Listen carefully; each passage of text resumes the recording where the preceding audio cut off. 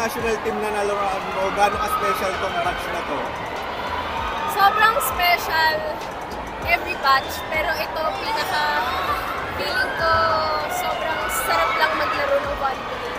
Kasi natutuwa ako sa mga bata kasi sobrang mature nila maglaro and sobrang napapadali lang yung trabaho namin.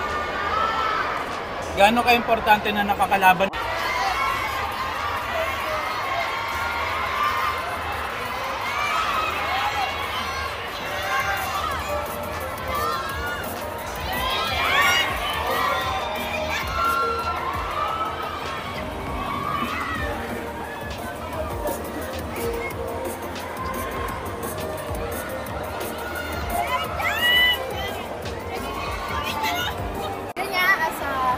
Kanina na nandito na kami, so hindi na kami titigil na gumawa ng history para sa Philippine volleyball.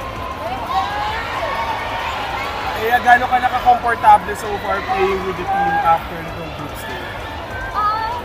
Comfortable, syempre, I think maiksi pa lang kasi yung time na nagkasama-sama kami, pero pag dumating yung time na mas mahaba na yung time na nagkaroon na kami ng bonding, ng gelling, of course, mas mabubuo yung teamwork pa namin, yung nakikita nyo ngayon, I think mas mahihigitan pa namin to.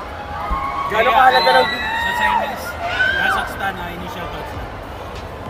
Balikan ulit kami sa training. Kung ano lang ibigay sa amin ni Coach Jorge, ng mga coaches namin, kung ano lang yung sabihin nila, magsistick lang kami sa system na ibibigay nila at itatry namin i-apply kung ano man yung mga napag-usapan namin.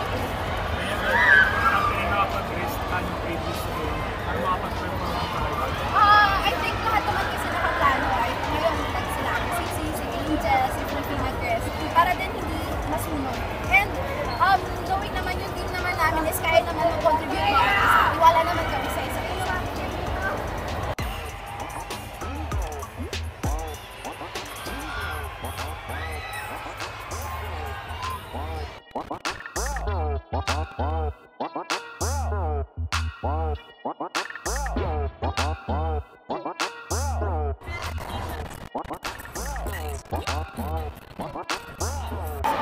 Like I said, diba, I want to maximize every chance I can get and get all the experience I can get and ipakita yung skills ko every chance I can get. So, I'm really grateful. Binigyan po ako ng chance and also my other teammates to play today. Kagabi pa lang, grabe na yung support for you, lalo na today that you had extended playing time. Gano'n lang ito kalaking confidence boost for you heading to the semifinals? Of course, every playing time naman talaga, malaking bagay po talaga yun for every player. And talagang nakaka-boost kasi we could see everyone actually playing inside the court and we know ano yung kaya natin gawin. Obviously kanina, Chinese Taipei medyo may pagkabata yung kalaban, pero pagdating sa semi, sa experienced Kazakhstan team, gano'n lang mag-iiba yung mindset mo for that? Of course, we have to accept every challenge na dumarating and we're going to face Kazakhstan tomorrow with every effort that we could do and every effort and yung kaya namin gawin teamwork with each other, yun ang gagawin namin, yun yung mindset for tomorrow. Faith, matanong lang din about yung last night, yung last point, ikaw yung winning point, tapos parang sinignal ka pa ni Gia about it. Can you talk about lang yung parang support na binibigay niya sa team captain? It is definitely a one-time experience na nakasama ko sa Ate Gia inside the court and her calling me was a very malaking bagay for me kasi talagang pinakita, may tiwala siya sa akin and if may tiwala siya sa akin, syempre ako din dapat magtiwala siya sa akin.